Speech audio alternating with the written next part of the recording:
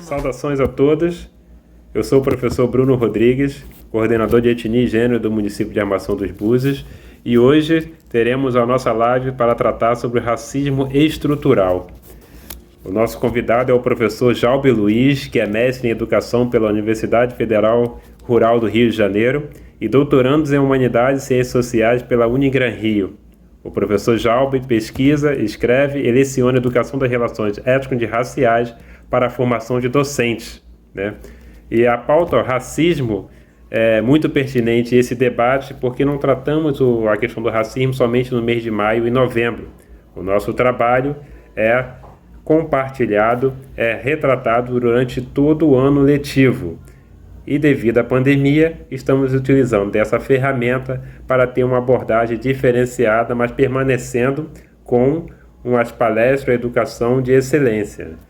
A nossa fala de hoje será alguns tópicos de suma importância, né? O tema principal é como enfrentar o problema do racismo estrutural na unidade escolar, nas escolas. Com alguns tópicos, por que as leis 10.639 e 11.645 não pegam, empoderamento de professores em educação na diferença e vencendo o racismo com material didático próprio. É de suma importância ressaltar, né, que o combate ao racismo ele tem que partir principalmente de toda a sociedade, mas a escola que está ali, né, que é o chão, deve fazer um trabalho diferenciado para tratar essa questão junto com seus alunos. Búzios tem uma particularidade que tem a questão quilombola e tem que despertar nesses alunos também um sentimento de pertencimento ao espaço para que os mesmos possam valorizar a sua cultura. E a escola é o ambiente mais propício para desenvolver essas atividades. A escola é pública, é de todos, é da comunidade toda. Uma escola que faça isso já vai gerar mídia espontânea, as outras diretoras já vão ficar meio cabreiras, as coordenadoras, se a moda pega, vai bater. Claro, pau que dá em Chico, dá em Francisco, daqui a pouco uma reação em cadeia. Mas isso a partir de um professor é possível fazer. A partir de um professor. Né? Outra forma de empoderamento via sindicato. Sindicato, para mim, é ONG também, mas como é uma ONG estatal, que é aprovada pelo Ministério do Trabalho, eu não coloquei lá como organização não governamental. Então, os sindicatos. Sindicato qual que eu estou falando aí? Sindicatos professores. Né? Tanto de professores do setor público quanto do setor privado. Eles têm responsabilidade institucional com relação ao combate ao racismo. Eu tenho certeza que todo sindicato de professor tem lá nos seus objetos, na sua missão, o combate ao racismo na educação. Eu tenho certeza, porque tem que ter isso lá. Se não tem, está errado, tem que colocar. Mas eu acredito que os daqui do estado do Rio de Janeiro, eles têm isso lá, então é só provocar. Poxa, você já tem isso lá como missão, então dá uma força aqui para a gente no nosso município e tal. Coloque o sindicato também como responsável para dinamizar essa discussão, espalhar na classe e tal, colocar a classe para discutir. Vamos fazer isso em conjunto, não vamos deixar o professor se expor, porque a gente sabe, o professor não é militante, professor é servidor da escola ali, se é servidor público do município, servidor da escola, funcionário imagina numa escola privada, o cara não vai fazer, se ele fizer isso no dia seguinte, é um aviso prévio. Né? Então, ali na escola privada é o sindicato que tem que entrar. Então, o sindicato tem que ser convocado. A academia, o terceiro aqui, a academia tem que ser provocada e assumir a sua responsabilidade com projetos de extensão que levem a sua força institucional nas escolas para amparar os professores que estão... Não é só quando dá notícia que o professor foi agredido que a academia se mobiliza, aí o professor doutor vai falar lá no jornal Hoje, no nosso jornalzinho local, da nossa InterTV da vida e tal. Eu não sei se é InterTV, aqui é InterTV.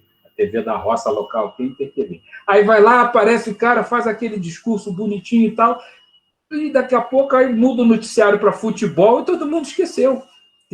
A TV faz isso, né? Futebol, aí tu esquece tudo. O Flamengo perdeu de novo e tal. Eu sou tricolor, o Flamengo sempre perde no meu desenho. Então, a academia tem que ser chamada a responsabilidade. Ela está assim, ela tá achando que só promover encontros, eventos, só empoderar a si mesma, né? Colocando lá seus baluartes com aquelas roupas afro nos eventos que eu vou, os eventos acadêmicos, todo mundo parece um terreiro de candomblé, vai todo mundo de baiana, né? Eu só coloco esse tipo de roupa como apresentação para alunos em escola pública e tal. Aí eu coloco uma roupa assim, tal, de africano, e vou porque os alunos merecem uma encenação. Agora, aí, enquanto acadêmico, eu vou com o meu chapéu de capitão do mato mesmo, vou com o meu discurso da mestiçagem, do mulato, e incomoda. Mas é para provocar o debate mesmo que eu vou. Todas as vezes que eu vou a eventos, eu falo, cadê a academia nas escolas? Eu sou convidado nas escolas para falar, aí me apresentam como um acadêmico, igual o Bruno agora acabou de entregou ali os meus podres toda lá, Universidade Federal, não sei o que, esse cara deve ser uma barra pesada, só estudou em lugar barra pesada aí e tal. Pois é, mas cadê a Universidade Federal Rural agora aqui atrás de mim, me empoderando, né? Nas escolas e tal? Não vejo, não vejo. Tem artigos publicados em 500 mil línguas e tal. Beleza, o látis dele está lá em cima. E o professor na escola está lá, sem empoderamento. O professor que está lá no artigo, que aparece no artigo dele, que ele ganhou um prêmio Jabuti, o professor mesmo está lá. As Carolinas de Jesus continuam faveladas e desterradas. Né? Então, aí agora vamos para a solucionática, né? Esse empoderamento do professor para lidar com a educação da diferença na sua escola. Primeira coisa que eu sugiro, cursos de formação. A maioria de nós, professores, não conhece essa tal diretrizes, né? Que é sempre no plural, curriculares nacionais. Cadê? Eu sei, professor, eu nunca vi isso. Eu trabalhei num projeto de extensão na Rural, para escolas do campo. Eu lecionei em 36 escolas de 2 municípios, Nova Iguaçu, que tem escola para burro, escola para burro e tem escola para professor também. Esses que são os burros, né, de carga. E escolas de Angra dos Reis. Nenhum professor sabia daquilo. Eu abria a aula com as diretrizes curriculares, já ouviram falar, nenhum, nunca. 36 escolas dá gente pra caramba. Todos os professores de 36 escolas, é muita gente. E ninguém nunca tinha ouvido falar naquilo. Então, o curso de formação é necessário, é fundamental. E é um curso de formação que dura um dia, que dura 3 horas. Não é um troço tão complicado assim. Em 3 horas você fala ali com 100, 120 professores e já está todo mundo empoderado com aquele materialzinho na mão e tal, para chegar na escola e falar, ó, quero discutir o PPP, está aqui ó, nas DCM, que tem que incluir isso no PPP. E se a diretora se recusar, está escrito lá que é crime. Lá está escrito mesmo que é crime. Se a escola se recusar a debater e colocar no PPP, está escrito lá que é crime. Então, curso de formação. Para o curso de formação simples, para ela saber usar a lei em seu favor. A lei em seu favor. Ela tem a lei com tudo lá que ela sempre sonhou para combater o racismo, mas na hora que ela apresenta um projeto, ela é rechaçada. Não, minha filha, o calendário já está fechado, não pode ter festa Esse ano não vai ter festa de zumbi. Pô, só tem uma festa de zumbi na escola, e esse ano não vai ter, então já era, não vai ter nada na escola. 13 de maio o movimento negro não quer, tem que ser 20 de novembro. Né? No meu tempo era o 13 de maio. 13 de maio botava 2 crioulos soltando as algemas e pronto, já era o combate ao racismo daquela época, era só isso. Né? Então, empoderar os professores é fundamental e não é tão complicado assim. Cadê o meu número 3? Bom, a última parte agora, que eu já vou parar, que eu já falei demais para o meu tamanho, vencendo o racismo com material didático próprio. Eu tenho uma tese, ao mesmo tempo um movimento político, pedagógico, pessoal, de engajamento pessoal, que a minha tese se o professor for motivado a elaborar o seu próprio material didático para lidar com situações de racismo na sua sala de aula, em tempo real, eu tenho certeza que isso vai empoderar o professor na sua escola, vai empoderar os alunos, porque essa produção sempre envolve uma produção com os alunos, a partir dos alunos, né? Porque a escola é dos alunos, né? Dos professores, a escola é dos alunos. Eles é que são a produção de conhecimento, são sempre a partir deles. Se o professor for motivado, é claro que instrumentalizado também, não é só motivação, mas tem também uma instrumentalização para ele lidar com aquelas partes em que ele, olha, eu quero fazer uma peça de teatro sobre o julgamento do zumbi. Ah, ótimo. Então, esse curso vai proporcionar ali noções de teatro para ela ensaiar a turma, como montar uma peça e tal. Eu tenho um trabalho assim aqui no Instituto, né? Ele ia começar esse ano presencialmente, mas por causa da pandemia, as aulas presenciais aqui não puderam acontecer, está sendo virtual. O Bruno, inclusive, participa de um dos nossos cursos. Um dos nossos cursos, o que está funcionando hoje é esse. A partir de agora que vamos abrir mais 2, além desse aí. Mas tudo tem que ser online. E vamos abrir esse curso, como elaborar, o nome é esse mesmo, como elaborar o seu próprio material didático para lidar com o racismo em sala de aula.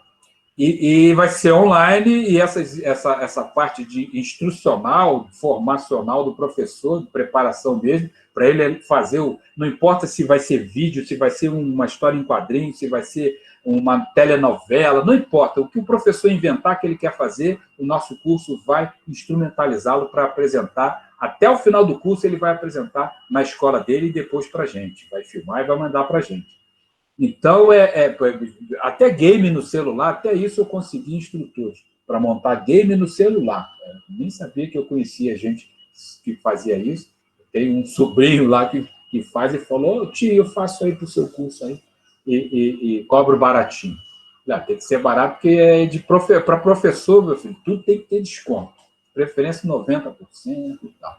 O professor já é sobrecarregado. Então, esse curso ele passa ele é dividido em 2 partes. A primeira é uma instrumentalização teórica, né, para lidar com a questão do racismo estrutural, o que é, né? Claro que tudo isso em aula seminal, em debate, né? A questão da jurídica do antirracismo no Brasil, esse racha que ninguém percebe, mas que existe juridicamente. É um detalhe rápido aqui, mas eu acho muito importante. Juridicamente, nós temos na lei uma coisa escrita na Constituição, e nas legislações esparsas, Lei 10.639, Estatuto da Igualdade Racial, que ninguém fala dele, esse é que tinha que ser o nosso estatuto de frente de batalha, e todo mundo coloca a Lei 10.639, né? Toda essa legislação está numa doutrina, e a Constituição, o artigo 5º da Constituição está em outra doutrina jurídica. Quando chega lá, o juiz usa qual das doutrinas ele quiser. Aí ele usa a que não é progressista, é a que está na Constituição. Sabe qual é? Todos são iguais perante a lei.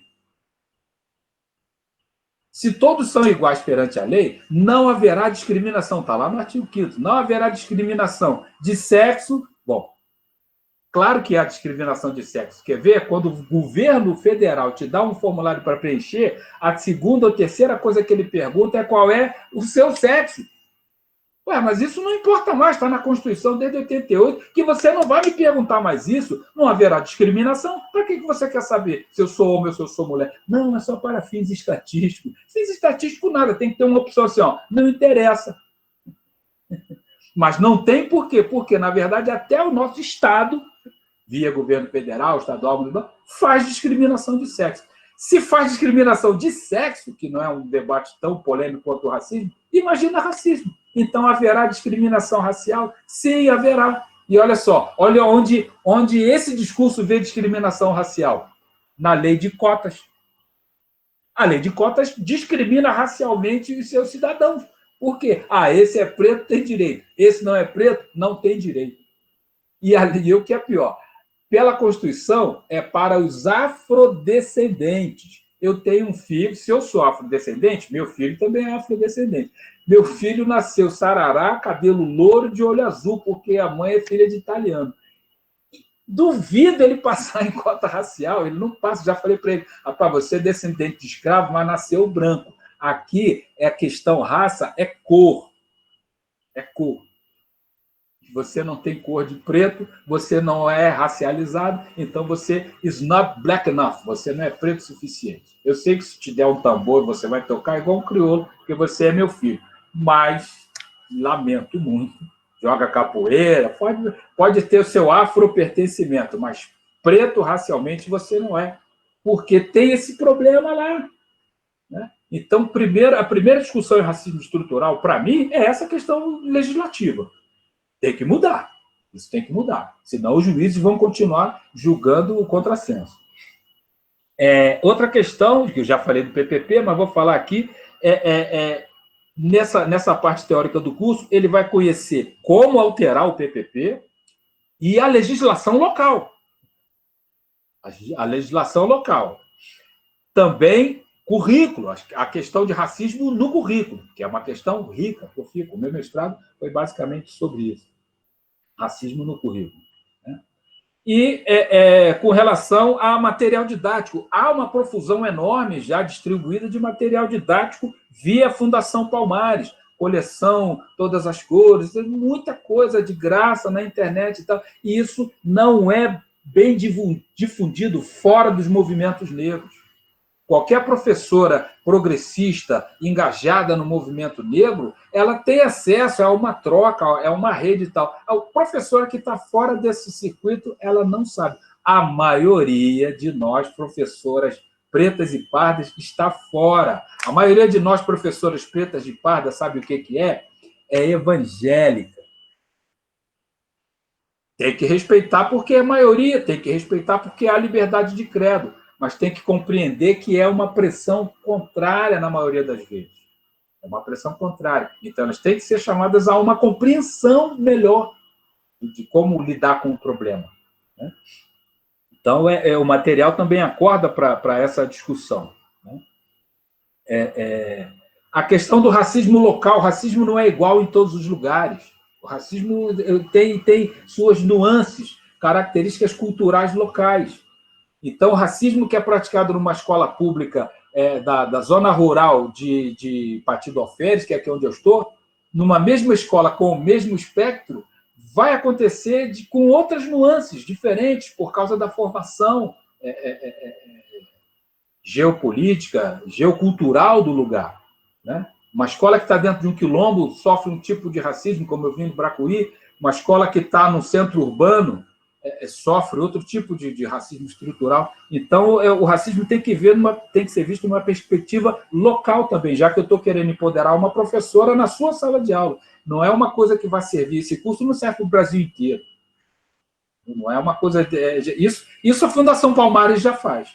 E é por isso que eu prefiro um material didático com a cara daquela minha colega ali, que vai enfrentar o problema, ela mesma, que ela sabe o espelho da turma dela. O material da Fundação Palmares, muitas vezes, não se aplica, não serve para o problema que ela está enfrentando. Né?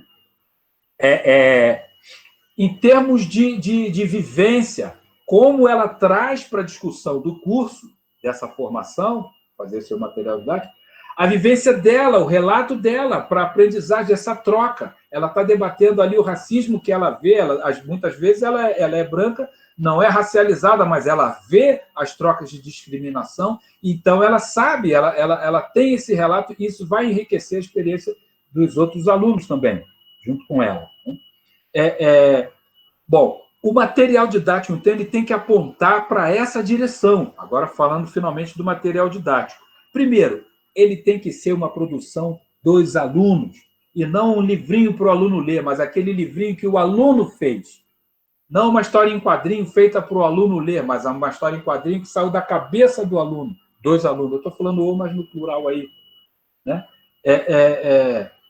Então, tem que ser uma produção do aluno. É claro que a professora, ela já é a mediadora, já segundo a sociologia da educação, dos anos 60, 70, 80 e 90, ela é a mediadora, ele é o mediador. Então, ele já está nesse papel preponderante. Ele vai agora mediar esse meio de produção que ele aprendeu no curso. E o que ele vai usar? Ele vai usar os meios de mensagem que o aluno já utiliza. Então, se o aluno está no celular, mais no celular do que na aula dele, ele vai lá para o celular. Ele vai lá para o celular. Eu vou dar um exemplo aqui bem rápido disso, como isso pode ser feito rápido. Eu fiz uma oficina, foi na Rural isso, já com esse projeto já embrionariamente, e eu falei para elas, olha, como usar o celular agora, imediatamente, nós vamos usar o celular. Eu tinha 20 alunas nessa aula experimental, e eu coloquei para elas, vamos todos sair da sala agora e temos 10 minutos para, com o celular, gravar um vídeo de 1 minuto de alguém que seja invisível no prédio, aqui da universidade, lá do IEM, em Nova Iguaçu. Daqui a pouco voltou todo mundo. Todo mundo filmou o mesmo invisível, o mesmo tema invisível. Sabe quem? Os faxineiros da universidade. São invisíveis. Ninguém fala com eles, ninguém cumprimenta, passa por ali e tal. São invisíveis. Todo mundo teve a mesma sacação. Ué, foi uma grande ideia minha? Não, mas foi uma provocação que eu vi que funcionava por aí. Se eu pedir, então, saiam agora e vejam no redor da escola o que é racismo estrutural, o professor vai achar, depois do curso ele vai achar. Faça isso com os alunos agora. Equivaleria, no meu tempo lá, vamos fazer cartazes. Mas esse negócio de cartaz não adianta, o outro aluno vai lá, passa e rasga, e a gente não está no corredor do Congresso para aparecer na TV Globo, na Globo News. Ninguém vai ficar sabendo que rasgaram o cartaz da coleguinha, e já era, aí vai ficar. Por isso mesmo, então, meio mensagem e as redes sociais dos alunos, vocês vão criar um programa de TV, usa a imaginação, mas coloque-os para produzir. Né? No curso, essas ideias vão surgir. Mas o que eu acho primordial é a primeira parte é uma base teórica, uma discussão teórica para empoderar o professor, um empoderamento jurisdicional, porque estamos falando de racismo. O racismo é um problema jurídico, né, instrumental, e depois o material didático. Então, eu acredito que, não sei se dá para vencer o racismo, mas dá para empoderar aí uma quantidade enorme de professores e professoras, e é isso que o nosso instituto aqui vai começar a fazer a partir de janeiro agora, do ano que vem, abrir esses cursos online, se a secretaria aí quiser dar um apoio para a gente, né? Infelizmente não vai ser gratuito, mas vai ser um preço assim de um lanche no McDonald's, sei lá, eu nem sei quanto é um lanche no McDonald's, porque eu não é desses lugares, minha religião orgânica não permite, mas uma coisa barata, assim, eu vejo pelas propagandas, não é uma coisa muito cara, não, a mensalidade é o mesmo que um sanduíche, paga em 3 parcelas no cartão, sei lá. Uma coisa assim acessível, todo mundo, porque nós não temos fim lucrativo. Mas as mídias que nós vamos usar, elas cobram para o espaço na internet. Então, é mais para custear as transmissões e tal. Então, basicamente, gente, é isso. Desculpe se eu falei demais. Teve gente até que já saiu, foi dormir, dar banho no cachorro, o Jovem fala muito. Mas, em suma, era isso aí. Agora eu conto com a colaboração. A pergunta é para mim? Ou é para todo mundo? Bom, então tá.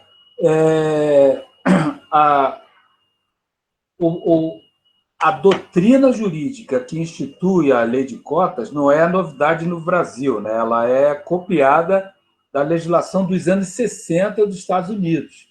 Né? E só que copiaram, como se diz em direito, ipsis literis, o que estava lá, para a sociedade americana. A nossa sociedade é diferente. Lá, ninguém frauda a lei de cotas. Ninguém.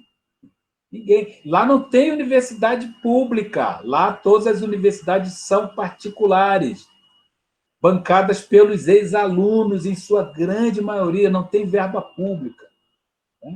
Mesmo os colleges, que são as faculdades menores e tal, não são essas grandes que a gente vê em filme, né? Harvard, Columbia e tal, mesmo os colleges, que são as faculdades menores, são privadas, fundeadas pelas...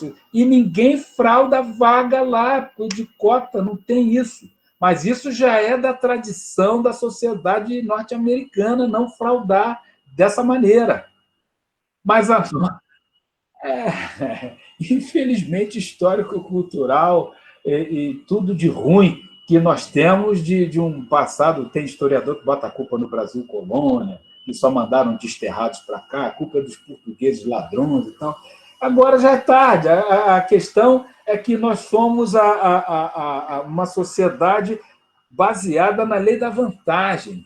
eu furo fila, eu quebro multa do meu colega no Detran, eu suborno o guarda da esquina, eu aceito, eu troco o meu voto por um saco de areia, por uma conta de energia elétrica. Eu não presto. Então, na hora da lei de cota, se eu sou branco, rico, e o meu filho, aquele vagabundo, não quer estudar para passar na federal, eu vou lá e falo, meu filho, finge que é preto, bota lá, fala, tu vai passar, que a fila dos pretos é menor. Aí ele passa. A Universidade Federal do Rio Grande do Sul está com 38 processos só no último Enem, no mesmo curso. Qual curso? Qual é o curso que os brancos disputam mais entre si, né? A supremacia racial branca brasileira, a elite, né? Ou como o movimento negro gosta de chamar ofensivamente, a branquitude. Eu acho horrível isso. Acho horrível. Eu nem gosto desse termo, não, que é tão preconceituoso quanto os outros que usam contra nós. Nós fraudamos a lei. Então, o primeiro problema que a lei tem é que ela é fraudável. Esse é o primeiro problema. É o primeiro problema. Nós fraudamos a lei. Está cheio de gente tomando vaga dos pretos, porque a maioria de nós pretos nem sabe que tem esse negócio, nem sabe como é que faz a inscrição e tal, nem sabe. A PUC, por exemplo, tem um sistema para aprovação e tudo é através de uma ONG chamada Educafro. E a Educafro não divulga para fora dela essas ações. Então, você faz uma inscrição na Educafro e a Educafro viabiliza a sua prova lá, paga metade da taxa da PUC e realmente passa. Nessa, inclusive, o meu filho passou. Ele passou. Mas eu falei, você não vai tirar a vaga de outro preto. Você agora vai estar lá no final da fila, deixa os mais pretos, né, e menos preparados que você e tal, e acabou que ele não pegou. Mas ele ganhou a bolsa integral. Significa que o sistema da Educafro funciona. Né? Outro aspecto, para fechar aqui a resposta da lei de cotas, é o critério. Com que critério eu vou discriminar, não tem como, aí a palavra é essa, discriminar quem é afrodescendente e quem não é afrodescendente numa sociedade multirracial como a nossa, multicolorida como a nossa. Inclusive, nós somos, na cor da pele, 65% de pretos e pardos pelo IBGE, e no DNA nós somos 85% brancos europeus. E aí? Não é? O movimento negro ficou por conta quando saiu esse resultado. Não tinha como contestar. É ciência, não tem como contestar. Mas isso é uma bobagem. Quem sofre na pele mesmo, por enquanto, ainda são os pretos e pardos, as pretas e pardas. Então, a questão do critério precisa ser se chegar a um consenso. Não adianta eu colocar lá uma bancada na universidade, parece um tribunal da eugenia, né, para decidir quem é preto o suficiente para passar, quem é branco. Não dá. O tribunal do racismo, isso aí. Não dá. Mas o critério é esse. O que está na lei vai redundar nesse critério. Por mais que você confie nos servidores públicos federais ou estaduais que estão ali naquela universidade pública, não dá. É muito subjetivo. Muito subjetivo. Então, precisa elaborar um mecanismo que seja automático. Aí funciona. Até a tal geração. Nos Estados Unidos, por exemplo, é pela geração. Mas lá, o racismo lá é muito mais. Ao mesmo tempo que ele é mais eficiente, ele é declarado, ele é exposto. E aqui o nosso problema é que até o nosso racismo é fraudado.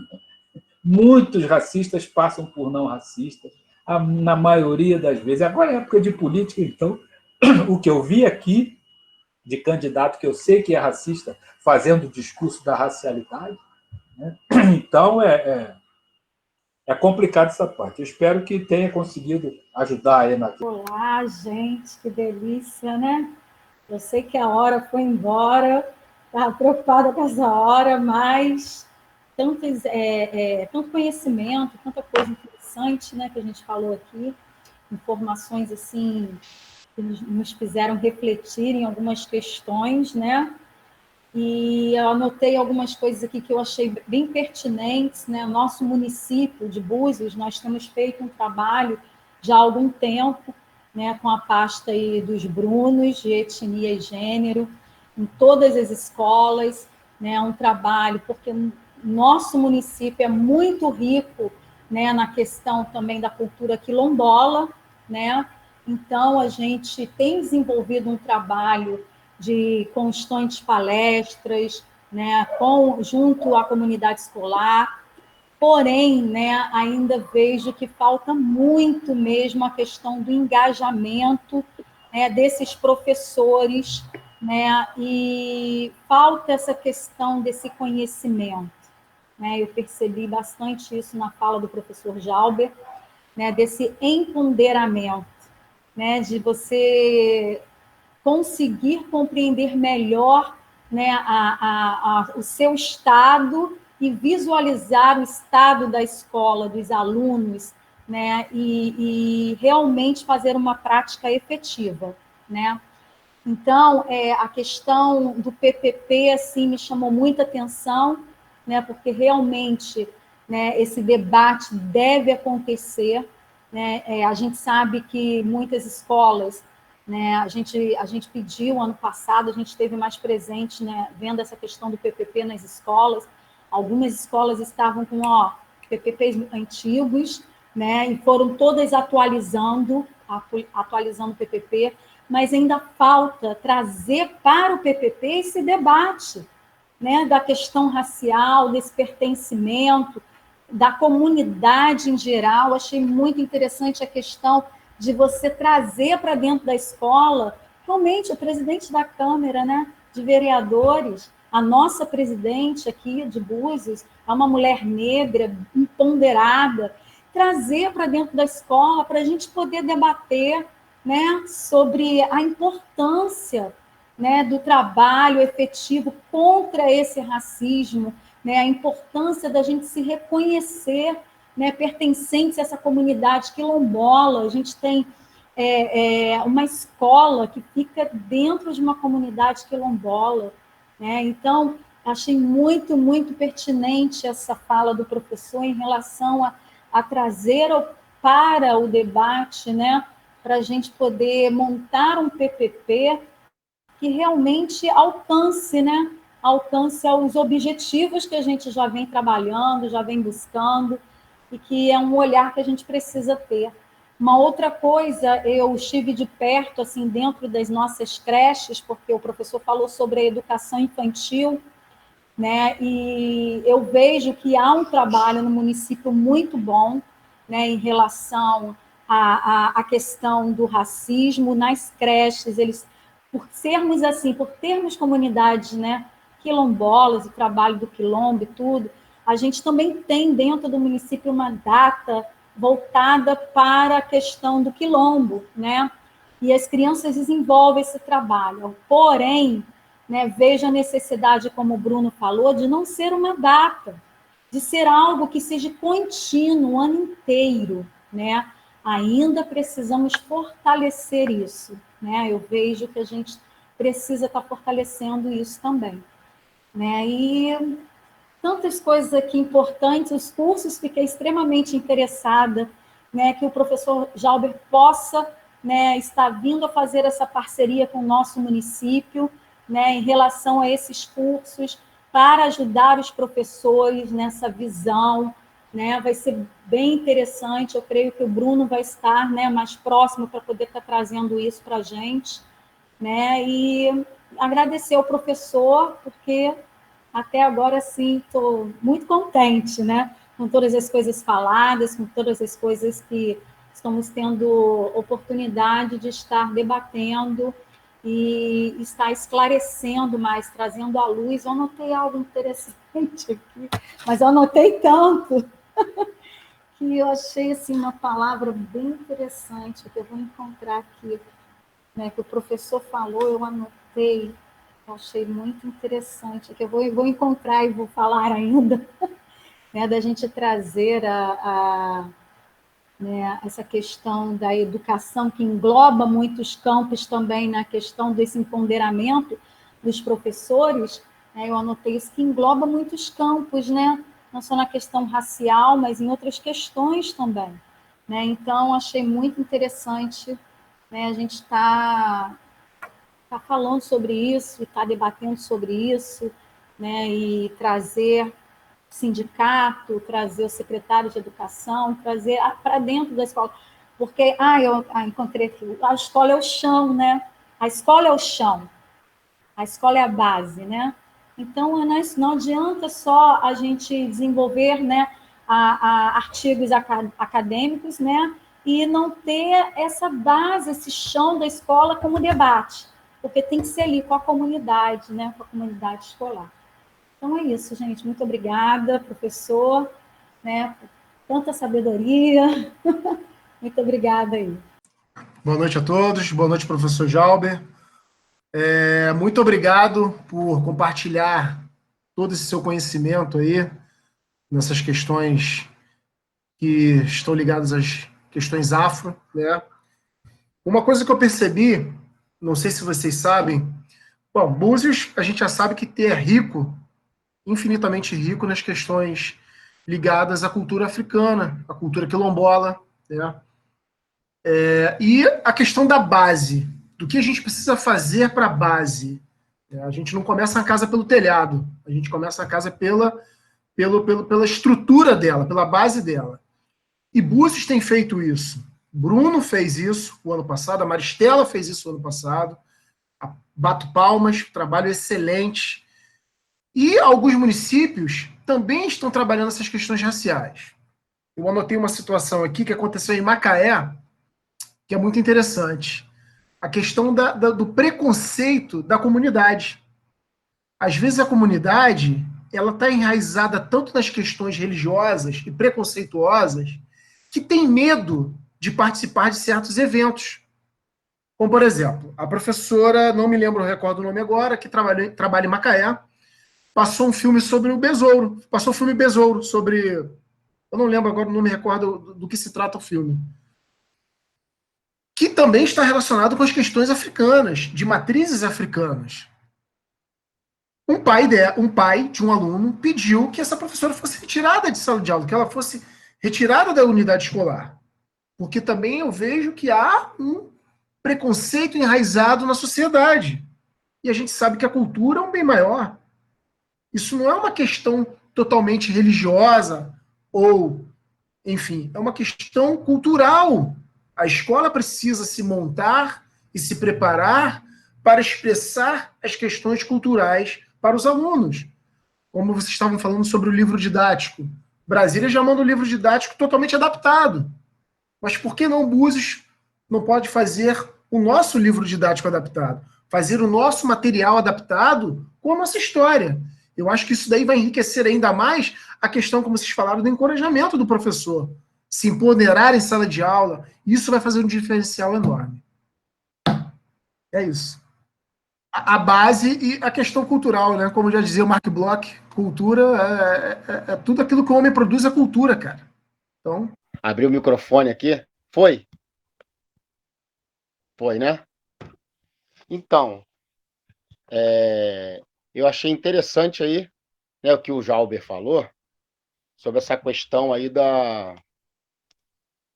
das entidades de classe, né? Principalmente o sindicato dos professores. Mas uma coisa que eu acho assim que poderia melhorar, eu sinto a ausência, é da OAB.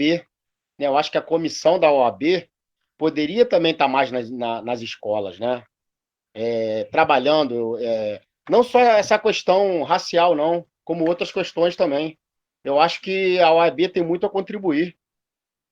E essa questão que o Jalber levantou, né, da ausência da academia nas escolas, isso daí é uma questão muito séria. Né? Assim, a gente não vê isso só na questão racial, a gente vê na questão ambiental, né? Enfim, e várias questões. As produções acadêmicas que ficam, né, guardadas lá nas estantes. Enfim, as academias que têm que procurar as escolas, né? E não as escolas têm que procurar academia. Eu acho que o caminho tem que ser inverso. Geralmente é a gente que vai atrás da academia. Então, assim, eu acho que naturalmente esse movimento tinha que ser contrário. E outro termo aí que eu achei muito interessante foi a questão do afropertencimento, né? Porque eu lembro que minha bisavó é negra, né? Era negra, e quando a gente era criança, a gente tinha vergonha de divulgar isso. Né? E hoje, incrível, né? A gente vai amadurecendo, a gente tem orgulho. Então, acho que, principalmente como a Maristela falou, né? Lá na educação infantil, a gente já tem que ir trabalhando isso, né? Não de forma pejorativa, né? De forma que a gente sinta orgulho. Porque, como o Bruno, né, mesmo mencionou, ninguém é 100% branco, né, no Brasil. A gente está tudo miscigenado, né? É, enfim, não é todo mundo europeu. A gente tem a carga europeia, é claro, mas, pô, e a carga indígena e a carga, né, afro? Então, quer dizer, né, não tem como a gente fugir disso. E, às vezes, né, eu fazendo essa, né, esse resgate, às vezes a gente sente isso. Né? Até o Edu, ele relatou isso numa das nossas lives, quando a gente foi fazer lá a trilha lá do Mangue de Pedra, quando o grupo o grupo de alunos da escola que ele levou lá na Praça Quilombola, tinha uma aluna que é da Bahia Formosa, né? Com certeza ela deve ter uma né, afrodescendência quilombola, e ela ficou espantada com esse termo quilombola, tal, né, querendo se omitir, não querendo se ligar a essa questão quilombola, como se isso fosse uma coisa muito negativa, né, uma coisa muito ruim. Ela não queria uma ligação com esse termo. Né? E outra coisa importante também é a questão da interdisciplinaridade que tem que ter, né, nesse tema. Não dá para ficar sempre nas costas, né, dos professores de humanas. Eu acho que tem a ver aí, tem que haver mais um entendimento aí de outras áreas, né? É de todas as áreas. Não é aquela coisa de vai ter uma apresentação afro na escola. Tá bom. Aí o professor de educação física, não, eu não tenho nada a ver com isso, não, porque não é da minha área, né? Dando exemplo. Então, acho que isso tem que ser melhor trabalhado, e como o Jalber falou no início, pela equipe pedagógica da escola, né, e pela própria Secretaria de Educação. Não dá para jogar isso nas costas do professor. Tem que ter uma diretriz. E quem é que direciona os projetos nas escolas? A equipe pedagógica, né, os pedagogos. E para fechar, né, foi muito falado aí a questão das diferenças, né? Não só trabalhar a questão racial, mas outras questões também, inclusive de gênero. E a Maristela citou aí a questão da nossa presidente da Câmara, né, de Búzios. Infelizmente, nós não teremos no próximo mandato, né, nenhuma mulher na Câmara Municipal de Búzios como vereadora. Né? Então, isso é muito sério. E é uma questão que a gente vai ter que trabalhar isso nesses próximos anos aí. Né? Eu digo nós, não professores só, mas eu digo a sociedade como um todo. Né? O que aconteceu? O erro foi de quem? Das feministas? Né? Ou das candidatas? Né? Aonde digamos assim, né, a gente vai resgatar isso? Porque 4 anos, se a gente for pensar, né, é muita coisa. E se for deixar assim, para começar a falar nisso, faltando um mês para a eleição, né, ou seja, daqui a 4, não vai resolver. Uma coisa que já tem que ser começada a falar agora, começado a discutir agora, para que ao longo do tempo isso vá refinando, né? Isso vai capilarizando. Né? Então é isso. Queria agradecer a oportunidade mais uma vez. Eu acho que para a gente é muito importante, né? A gente está tendo esse momento, porque a gente sempre aprende mais um pouquinho, né? Esse momento de troca entre a gente é importante, porque é sempre um momento de muito aprendizado, né? E de crescimento. É isso aí. Obrigado. Alô, todos podem me ouvir? Tá? Meu áudio está acessível aí? Então, boa noite a todos. Obrigado, Bruno, aí, por essa oportunidade, professor, dos presentes. Muito, muito esclarecedor aí. É muito bom ouvir, né, o ponto de vista de alguém que realmente está engajado em algo que muitas vezes a gente só está na superfície, né? E aí quando a gente ouve uma palavra de quem realmente está envolvido, quem participa constantemente envolvido no trabalho, como que amplia, né, o nosso entendimento e o nosso ponto de vista também fica melhor ajustado.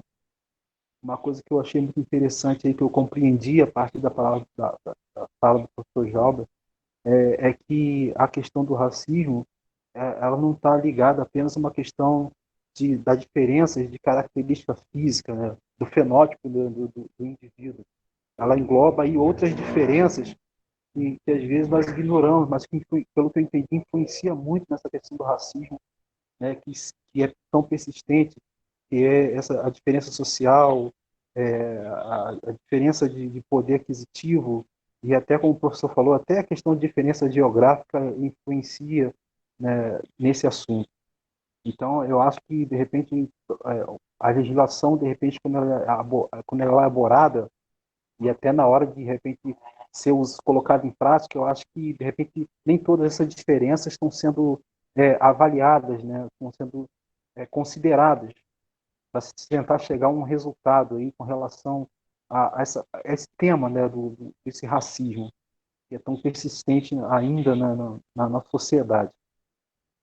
Uma coisa que eu penso, eu não sei se é só um ponto de vista equivocado meu, mas que o que eu percebo muitas vezes, quando se conversa sobre isso, quando se fala do posicionamento tanto das pessoas que se consideram brancas, quanto daquelas pessoas que se consideram negras, enfim, toda vez que entra nesse tema, eu fico com uma sensação de que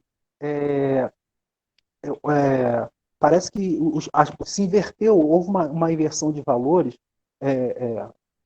lá atrás, né, muito lá atrás no passado, equivocadamente, onde o nosso semelhante foi colocado de forma até deliberada, equivocadamente, mas provavelmente de forma deliberada, o nosso semelhante foi colocado como um ser inferior, né? E não era, chegou até a não se considerar um ser humano, que não tinha alma, etc., uma série de coisas. E que hoje, né, ao invés de se reconhecer, né, que sempre esteve errado esse pensamento, né, de que, de que sempre fomos semelhantes, né, e que assumir esse equívoco de que se errou lá atrás, se errou e hoje vem se errando, e não considerar todos nós como semelhantes, né, e parece que a gente está tentando, parece que a legislação, os trabalhos que são feitos, parece que está tentando trazer, tirar o nosso semelhante, né, tirar ele da condição de diferente e inserir ele numa condição de semelhante, né? Eu acho que o pensamento tinha que ser o contrário, tinha que assumir o erro de que a sociedade como um todo, né, ou generalizando aqui, ela errou, ela cometeu um equívoco, até com apoio científico mesmo, de que uma subespécie, uma subraça, seja lá o que for, esse é o equívoco que todos nós temos que aceitar, que toda vez que se pensar diferente, né, é um pensamento equivocado.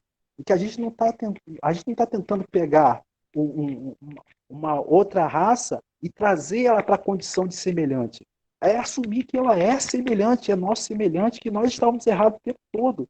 E que isso vem persistindo, né, esse pensamento e é uma coisa que essa questão da aparência, né, mesmo as pessoas que têm o tom de pele muito igual, ainda assim essas pessoas não são exatamente iguais, né? Mesmo as pessoas que se consideram brancas, mas a menos que eles sejam gêmeos, ainda assim eles a menos que sejam gêmeos, mas não são iguais. Então, admitir que a diferença não faz as diferenças que existem entre as pessoas não faz não impede que nós sejamos semelhantes, né? Então eu acho que eu não sei se estou conseguindo me explicar, mas a sensação que eu tenho é essa. É como se a gente estivesse lutando para pegar um ser que originalmente, né, uma raça que originalmente não era semelhante a nós, e que agora nós entendemos que ela é semelhante, né? E aí tentamos lutar para trazer essa igualdade. Eu acho que o fato é assumir o erro. E lá atrás teve um erro que foi feito deliberadamente, com muita injustiça, com muito erro, que nós pegamos o nosso semelhante, um de nós, um ser humano como qualquer outro, e por interesses escusos, sei lá o que for, colocamos numa condição degradante, né? E que até hoje e gera consequências até hoje. Eu acho que quando a gente trabalhar na questão da consciência, da conscientização com relação ao racismo, colocar nisso que esse pensamento tá equivocado, né? E sempre fomos semelhantes. Eu não sei se eu consegui me explicar nesse sentimento que eu tenho, né? Que essa questão essa questão da característica física, do fenótipo, né? Separar as pessoas. Isso é uma coisa estranha, né? Eu, por exemplo, eu tinha tudo para ser um negro lindo, maravilhoso.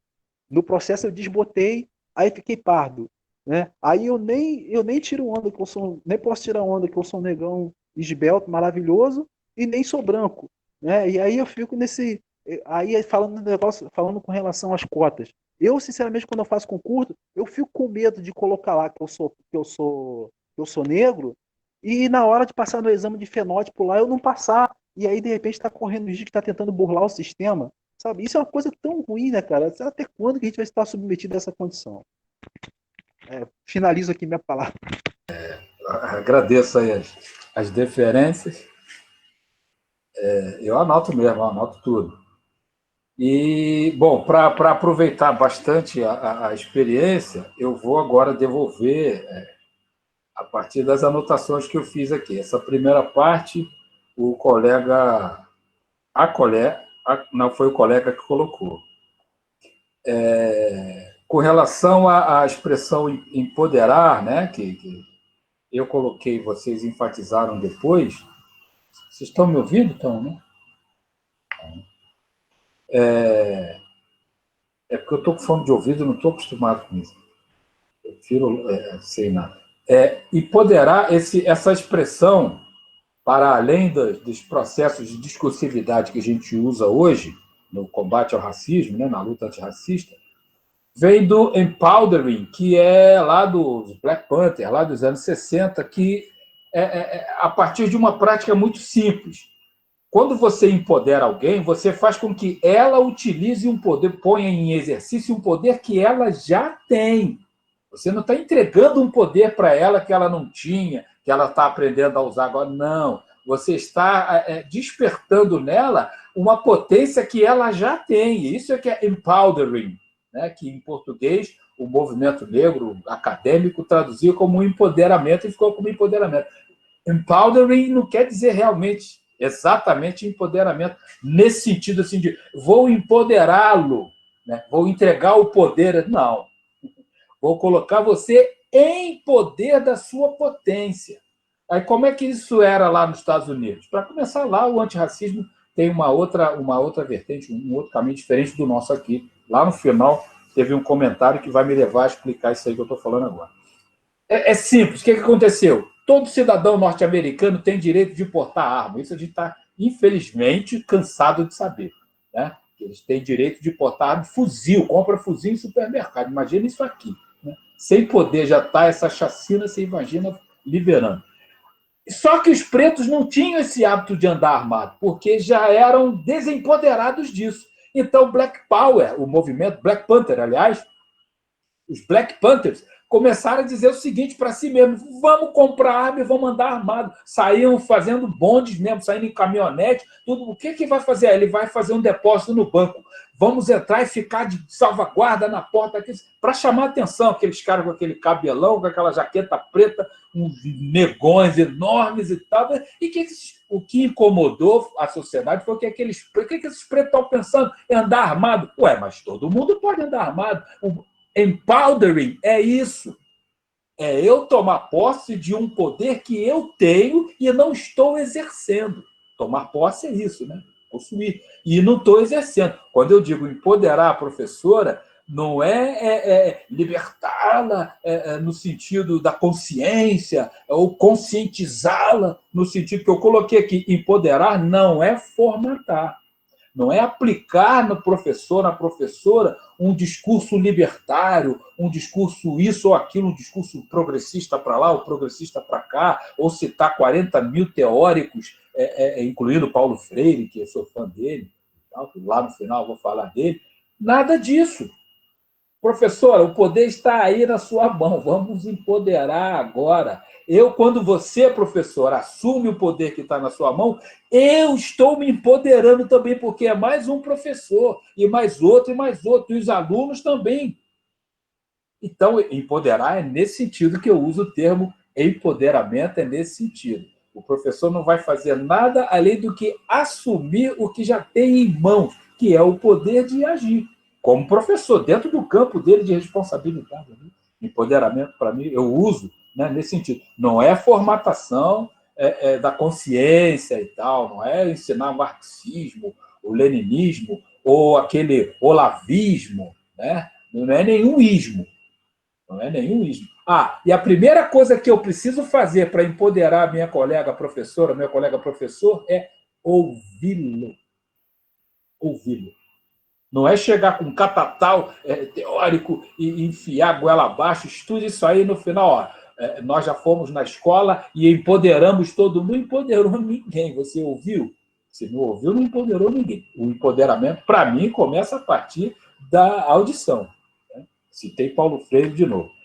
O colega Bruno Lisboa também colocou a questão da OAB. Foi você? Foi o Bruno. Colocou a questão da... Não, então foi o... foi o... Foi o Marcos. Foi o Marcos. Eu, como ex-membro, já fui da OAB durante algum tempo, eu era advogado da CUT, hein? Olha só, mas eu não sou de esquerda, eu nunca fui de esquerda. Eu sou livre, eu sou consciência livre.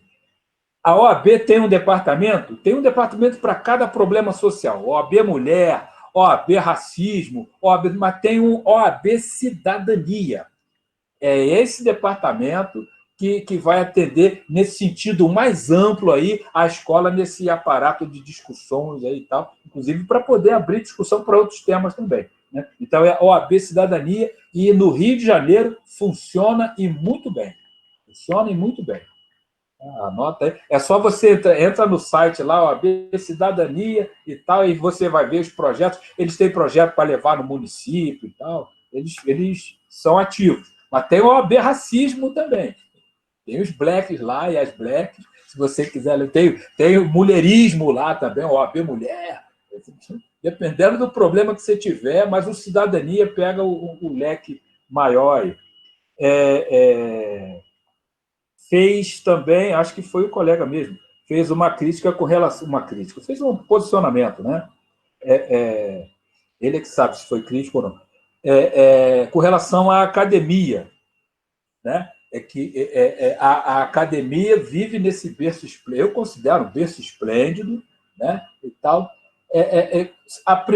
Uma das coisas que mais me chamou a atenção, quando eu fui para a academia, para fazer primeiro uma especialização de não sei quantas mil horas na UERJ, depois o mestrado na Rural. Antes disso, eu já era, há 10 anos, editor e escritor de material didático para concurso público.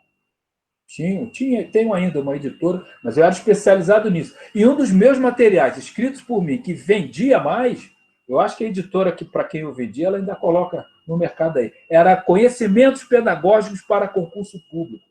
Então, eu fiquei craque. O que o professor precisa saber para passar nesse raio dessa prova de conhecimento pedagógico? Aí, sabe o que tem lá? Todas as discussões teóricas sobre racismo, todas as discussões teóricas sobre educação da diferença, sobre educação inclusiva, problemas em educação no Brasil. Paulo Freire entra lá. Quem não conhece Paulo Freire não passa em concurso. Eu falava isso. Se você não conhece Paulo Freire, você não vai passar em concurso. Educar é libertar. Quer acertar a questão de Paulo Freire? A questão que pergunta sobre a teoria dele tem que rimar com educar é libertar. Isso são as dicas que eu passava. Então, quando eu cheguei na universidade, que é a casa do Paulo Freire, cadê o Paulo? Aí eu perguntava para eles, olha só, eu entro na escola, para eu entrar na escola, eu tenho que conhecer o Paulo Freire. Só que quando eu começo a trabalhar na escola, eu nunca encontro o Paulo Freire lá. Cadê o Paulo Freire? Paulo Freire é igual aqui, é um retrato na parede, porque eu vejo professores cometendo gafes, erros fatais aqui na academia, que eu estou falando, lá no mestrado, e agora no doutorado também. Então, e cadê o Paulo Freire na educação? Ou seja, a academia está muito ensimesmada, ela tem que sacudir esse paletó velho, ela tem que ir para a luta, para a marcha. Ela tem que, eu não vou ficar falando de ter que ir para a rua, porque vão confundir meu discurso, mas ela tem que ir para a escola. Se ela quer falar da escola, ela tem que ir lá, ela tem que ir lá pegar a massa, ajudar a merendeira, ajudar o zelador a varrer o pátio. Está cheio de racismo aqui no pátio. O zelador está varrendo sozinho. Se ele não é antirracista, ele vai enfiar para debaixo de alguma coisa lá e já era. A academia tem que ir lá ajudar esse zelador. Então, eu faço minha voz em consonância com a sua.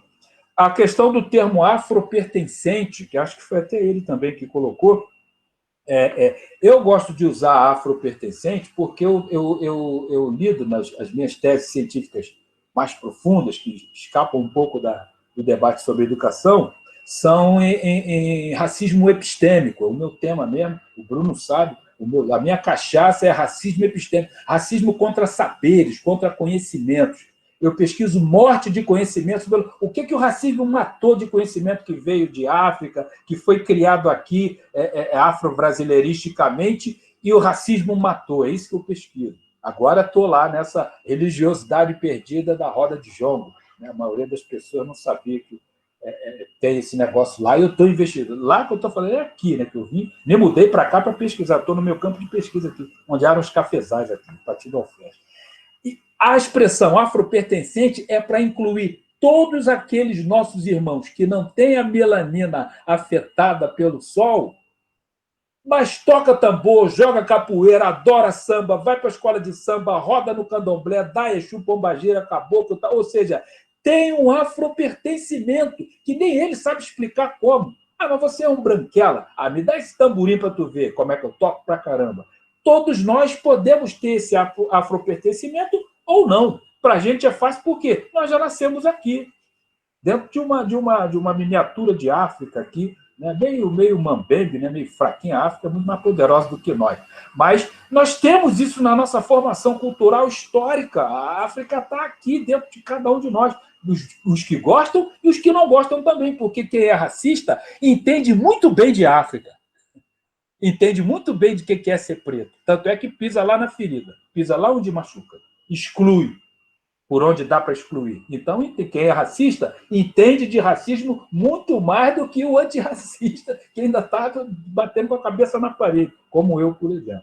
Então, o afropertencente é nesse sentido. Mas eu queria acrescentar aqui que eu, conversando com uma mestra minha, do campo teórico, professora Nilma Lino Gomes, não sei se vocês conhecem, eu sou fã dela e tal, ela foi minha mentora numa oficina na Universidade de Leeds, na Inglaterra, e uma oficina internacional. Não tinha só eu de brasileiro, não. A metade da delegação era brasileira e a outra metade era internacional. E ela, quando eu falei para ela do meu projeto de doutoramento, que tinha essa expressão afropertencente, ela teve um arrepio, ela falou assim, meu querido, tira isso daí, daqui a pouco os brancos vão começar a falar que são afropertencentes e quererem ficar com as nossas cotas. A professora Nilma Lino Gomes, que é um baluarte aí do antirracismo, eu fiquei quieto, eu fiquei do meu tamanho perto daquele mulherão que é academicamente, mas eu discordo. Eu discordo. O uso que eu faço de afropertencimento é nesse sentido aí. Eu não estava nem pensando em cota racial. E o branco afropertencente que quiser fraudar a cota racial, ele é um falso afropertencente, porque ele não está respeitando a parte de África que a gente tem que respeitar, que são os nossos irmãos de melanina escura que sofrem o racismo de cor. No Brasil, o racismo é de cor. Ele não é de origem, porque Pelé não foi tão racializado quanto aquele pretinho que está no sinal de trânsito aqui. Entendeu? Então, o racismo tem origem no Brasil. Rapidamente, quilombo e favela, no senso comum, são a mesma coisa. A lei não conseguiu mudar isso. Quilombo e favela, no senso comum, são a mesma coisa. Então, essa coleguinha aí, ela não pode ser censurada de ter se sentido ofendida, menosprezada, ou desprezada, ou desqualificada. Porque, no senso comum, quilombo e favela são a mesma coisa. Você está parecendo um moleque de morro. Eu escutava isso quando era pequeno. Você está parecendo um moleque de morro. Ué, o que é um moleque de morro? que é um moleque de morro? Ah, é aqueles pretinhos sujos. Ué, e olha a minha cor, e olha a cor da minha família, hein? Tudo preto e mulato. Eu escutava isso em casa, tá parecendo um moleque de morro. A questão da interdisciplinariedade, quando a gente faz o concurso público, a gente tem que mostrar que sabe o que é multidisciplinar, interdisciplinar, e agora ainda inventaram mais um, transdisciplinar, que é onde eu estou. Meu doutorado é transdisciplinar. O negócio agora é tudo trans. E é melhor, porque o mundo é um movimento mesmo, não tem nada fixado, é tudo trans. A gente pode mudar de tudo, de time, de religião, de sexo. Então, a cultura também é trans, tudo é cambiante. Mas esse arraigamento faz com que, quando você chega na escola, continua lá no século XIX. Olha, não se meta na minha disciplina, você não é professor de matemática. Não fique perguntando onde é que nasceu Tales de Mileto, porque eu não entendo nada de história da Grécia. Não é? Aí cada um volta para sua caixinha. Mas para passar no concurso, teve que explicar lá o que são esses três apotegmas aí: multidisciplinariedade, interdisciplinaridade e transdisciplinariedade. E na escola, no meu trabalho escolar? Ah, não, aqui não. Eu não tenho tempo para isso, não. É isso que a gente ouve. Né? E agora, com relação ao nosso colega Edu, eu fiz as anotações aqui. Edu, no Brasil, a gente é preto dependendo de onde vem. Quanto melhor o lugar de onde você vem, menos preto você é. Não precisa olhar no espelho, não. Porque você pode ser tratado como preto, mesmo não sendo preto, mas dependendo de onde você vem. E se você for branco, com roupa de santo, em frente a uma igreja da Assembleia de Deus, de senador Camará, Rio de Janeiro, vai ser apedrejado como preto, porque isso é coisa de preto, é religião do demônio de preto. Aqui, o racismo é mais complexo. O buraco aqui é muito mais embaixo. Aqui é muito mais complexo. Então, sinta-se preto, pardo, negro, sinta-se tudo, dependendo do lugar de onde você vem. Se você nasceu rico, abastado, estudou em Nova York, foi para a Disneylândia quando tinha 6 anos de idade, aí ninguém vai reparar que você é preto. Não vão nem notar. Ah, eu nem notei. Mas é assim, você é preto dependendo de onde você vem. Aí uma pergunta para todos nós. Vocês conhecem alguém negro? Eu conheço preto, pardo... Não, você é o único que não pode falar, Bruno. Bruno Rodrigues não pode falar. Eu conheço preto, pardo, cinza, marrom... Negro não conheço ninguém. O que é negro, então? O que é negro? Negro no Brasil, na nossa conceituação usual, principalmente nas nossas discursividades cibernéticas, que hoje a gente está falando mais ciberneticamente do que no papel e na saliva, né? Negro é consciência. Negro, então, é um estado que você assume dependendo de quê? Da conscientização que você tem, ou de uma formatação política que você escolheu, que você optou e assumiu. Então, negro no Brasil é uma questão de escolha, de opção. Preto, não. Aí é de nascença. Agora, o negro, não. O negro é negro. Por que eu estou falando isso? Porque aqui, em vez da gente lutar, como lá nos Estados Unidos, a gente agora está falando como afrodescendente, né? Em vez da gente lutar por direitos civis, foi por isso que mataram Martin Luther King, foi por isso que mataram Malcolm X, luta pelos direitos civis, nós lutamos por igualdade racial. Aí sabe o que nos deram? Igualdade social. Os nossos direitos antirracistas estão enquadrados lá no artigo 8º da Constituição, dos direitos sociais. Aí o direito de associação, eu posso fundar um partido negro, o direito do sindicato das mulheres pretas, a formulação de entrega do direito civil foi lá para o capítulo dos direitos sociais. Não sou só eu que digo isso, não. José Murilo de Carvalho. Leia o José Murilo de Carvalho, você vai ver isso lá. No best-seller dele, ele tem um capítulo sobre isso. Então, não estou falando sozinho. Com essa dicotomia, com esse pé quebrado, eu assumo esse risco de dizer que isso é um pé quebrado, a nossa discussão ela vai ficar nossa discussão antirracista vai ficar sempre na superficialidade de um discurso de ser negro, tornar-se negro, assumir-se negro e continuar sendo racializado, porque em direito civil não se exclui ninguém. Em direito civil não se exclui ninguém. Então, o direito à igualdade racial, dele deveria ser, no Brasil, um direito civil. Mas não foi, historicamente não foi. Não tem como o professor Jalber mudar isso, ou motivar, sair metralhando o movimento negro. Muito pelo contrário, o meu trabalho é para ampliar os campos do movimento antirracista, e o movimento negro está nessa mesma estrada. Então, eu faço parte de uma instituição que foi fundada dentro do movimento negro, que é a Associação Brasileira de Pesquisadores Negros, e lá eu sou negro, né? No meu discurso, não. No meu discurso, eu sou mulato, eu sou mestiço. Mas no meu texto acadêmico, eu sou mestiço, assumido. Mas lá na BPN, eu sou um negro, eu sou mais um deles, sou mais um de nós.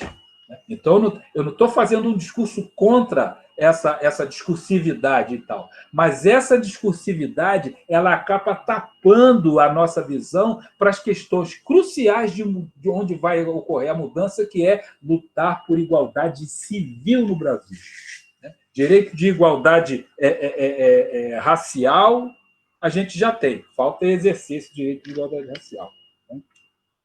E pergunta para um crente se todos somos iguais mesmo perante os olhos de Deus. Pergunta a um evangélico, ele vai te dizer que mas imediatamente vai cometer um ato discriminatório ali contra um gay, contra um negro, uma preta, um afrodescendente com roupa de candomblé. Eu acho que eu já falei demais mesmo para o meu tamanho. Eu vou ficando por aqui. Eu te agradeço. Até a próxima. A gratidão é toda minha, foi uma honra, uma honra. Valeu. Boa noite. Boa noite a todos, muito obrigado. Valeu mesmo, Bruno. Parabéns. Tchau, boa noite, gente. Valeu, boa noite aí, obrigado. Até a próxima. Até a próxima.